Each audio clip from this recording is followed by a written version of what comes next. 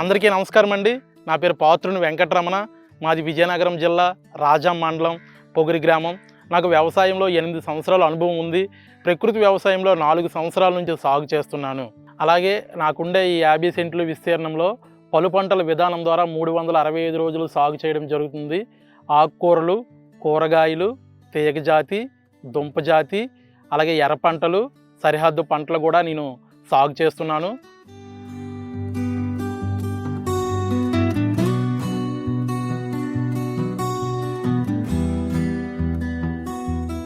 ఆకుకూరలకు వచ్చేసరికి తోటకూర, చుక్కకూర, పాలకూర, మెంతికూర, కొత్తిమీర కూడా సాగు చేస్తున్నాము. అట్లాగే దుంపజాతికి వచ్చేసరికి ముల్లంగి, అలాగే ఉల్లి సాగు చేస్తున్నాము. అలాగే తీగజాతికి వచ్చేసరికి చిక్కుడు, ఆనప, కాకర ఇవి సాగు చేస్తున్నాము. అలాగే సరిహద్దు పంటలుగా వచ్చేసరికి గట్ల పైన మనకి అరటి, మునగ, బొప్పాయి ఇవి కూడా సాగు చేస్తూ ఉన్నాము. ఎర్ర పంటలకు వచ్చేసరికి మనకి బంతి ప్రధానంగా ఆదాయ వనరులుగా నాకు ఉపయోగపడుతుంది.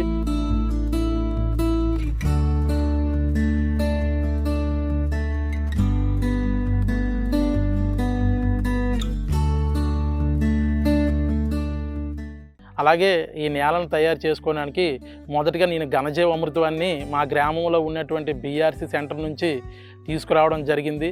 మా ఎంటీ పద్మావతి మేడం గారు నాకు ఇచ్చిన సలహా ప్రకారం బెడ్స్ తయారు చేసుకోవడం, బెడ్స్ మీద ఘనజీవామృతం వేయటము, అలాగే విత్తనంతో పాటు ఘనజీవామృతం పెట్టడము, మొక్క మొదట్లో ఘనజీవామృతాన్ని వేసుకోవడము, ఈ విధంగా మొక్క మొత్తం పంటకు కావాల్సిన ఘనజీవామృతాన్ని జల్లుకోవడం కూడాను మనకు దగ్గరలో ఉన్న బీఆర్సీ సెంటర్ నుంచి తీసుకొచ్చి నా పంటకు ఉపయోగిస్తుంటాను.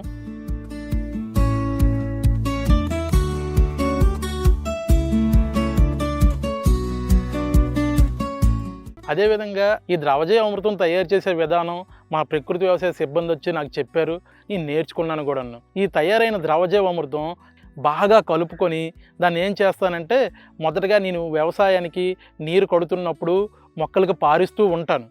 అదేవిధంగా కొన్ని మొక్కలకి మొక్క మొదట్లో కూడా పోస్తూ ఉంటాను. అలాగే అన్ని మొక్కలకి అన్ని పంటలకు కూడాను దీన్ని నేను స్ప్రేయింగ్ ఇస్తూ ఉంటానన్నమాట.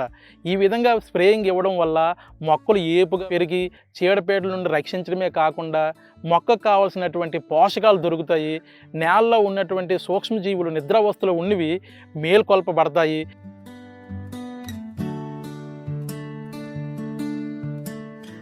అదేవిధంగా నేను ప్రకృతి వ్యవసాయ పద్ధతుల్లో కొన్ని రకాల కషాయాలు కూడా వాడుతానండి.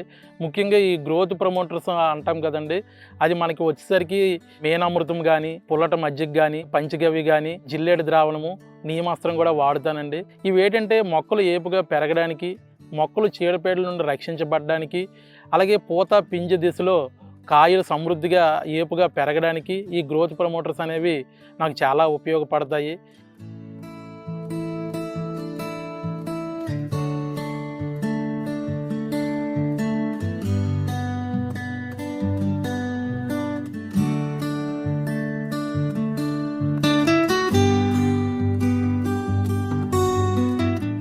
ఇక్కడ పండించినటువంటి కూరగాయలు కానీ, ఆకుకూరలు కానీ, అలాగే దుంపజాతి కానీ, పువ్వులు కానీ, అలాగే అన్ని రకాలైనటువంటి ఈ కూరగాయలు, ఆకుకూరలు ఇవన్నీ కూడాను నేను ఫస్ట్ వినియోగించుకుంటాను అవసరాలకి.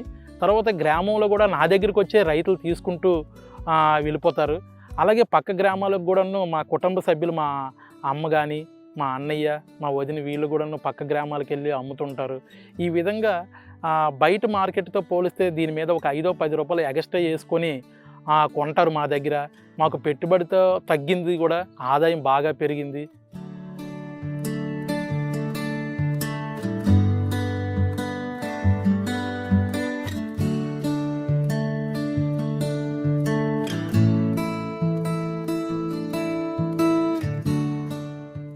అదేవిధంగా నేను గమనించింది ఏంటంటే, ప్రకృతి వ్యవసాయం చేయడం వల్ల నా నేలలో చాలా మార్పులు గమనించాను నేను.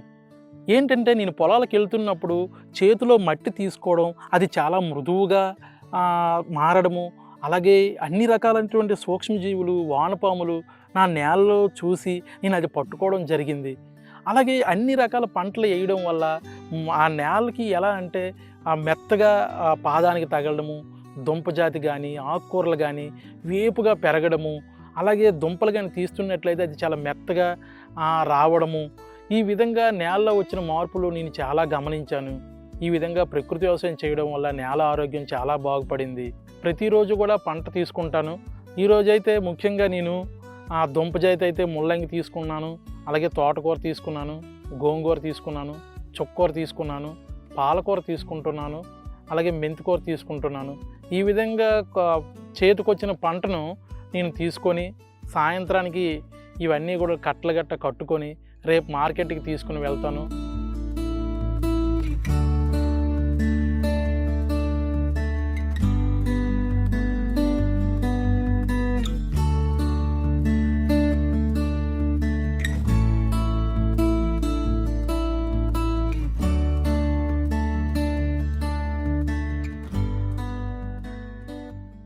ప్రతి ఒక్క రైతు కూడా నాలాగే ప్రకృతి వ్యవసాయం చేసినట్లయితే మన ఆరోగ్యంతో పాటు నేలతల్ల ఆరోగ్యం కూడా కాపాడుకోవచ్చు, మన చుట్టుపక్కల ఉన్న వాళ్ళ ఆరోగ్యం కూడా కాపాడవచ్చు. ఈ విధంగా మనం పెట్టుబడి తగ్గించుకోవడమే కాకుండా ఆదాయం కూడా తీయొచ్చు. ఈ పద్ధతి పాటించడం వల్ల నేలకి, మనకి, వాతావరణ కాలుష్యాన్ని కూడా మనం తగ్గించవచ్చు. కాబట్టి ప్రతి ఒక్క రైతు కూడా ప్రకృతి వ్యవసాయం చేసి మన ఆరోగ్యాన్ని కాపాడుకొని, నేలతల్ల ఆరోగ్యాన్ని కాపాడుకొని ఈ ప్రకృతి వ్యవసాయాన్ని ముందుకు తీసుకుని వెళ్తారని కోరుకుంటున్నాను.